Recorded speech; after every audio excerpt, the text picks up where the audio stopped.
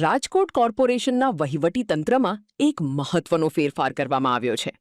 મળતી માહિતી મુજબ જૂના સેક્રેટરી રૂપા રેલિયા દ્વારા તંત્રને એક પત્ર લખીને રજૂઆત કરવામાં આવી હતી.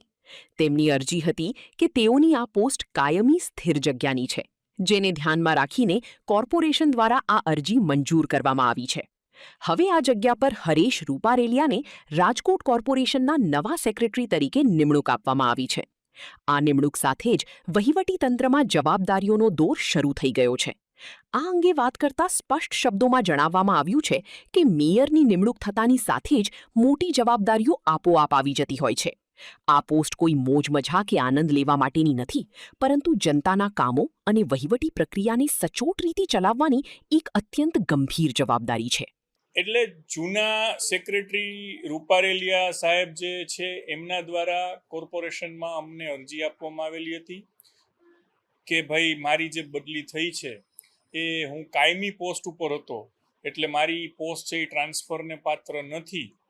એ વસ્તુને ધ્યાનમાં લઈને જે કંઈ કાયદાકીય અભિપ્રાય લેવાના તે લઈને જે પ્રક્રિયા જીપીએમસી એક્ટમાં દર્શાવેલ છે એ મુજબ એમની અરજી ગ્રાહ્ય રાખીને પ્રક્રિયા દ્વારા એમને પરત લેવામાં આવ્યા છે.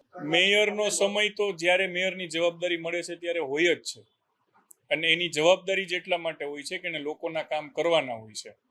આ કોઈ મોજ મજાની વસ્તુ નથી. મને કોઈ નોટિસ કોઈના દ્વારા કંઈક આપનામાં માહિતી ભૂલ ભરેલી છે.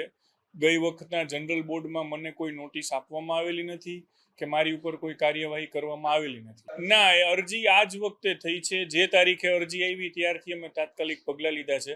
અગાઉ એમણે કોઈ અરજી કરેલું હોય એવું કોર્પોરેશનના રેકોર્ડ ઉપર નથી. દરેક વખતે દરેક જેમની જવાબદારી હોય છે એ લોકો સ્વાભાવિક છે કે એમને જેની સાથે ટ્યુનિંગ હોય એવા લોકોને ઈચ્છતા હોય છે, પરંતુ જે સર્વિસ રૂલ છે એને ધ્યાનમાં રાખીને પગલાં લેવાના હોય છે ને એ મુજબ અમે કર્યું છે.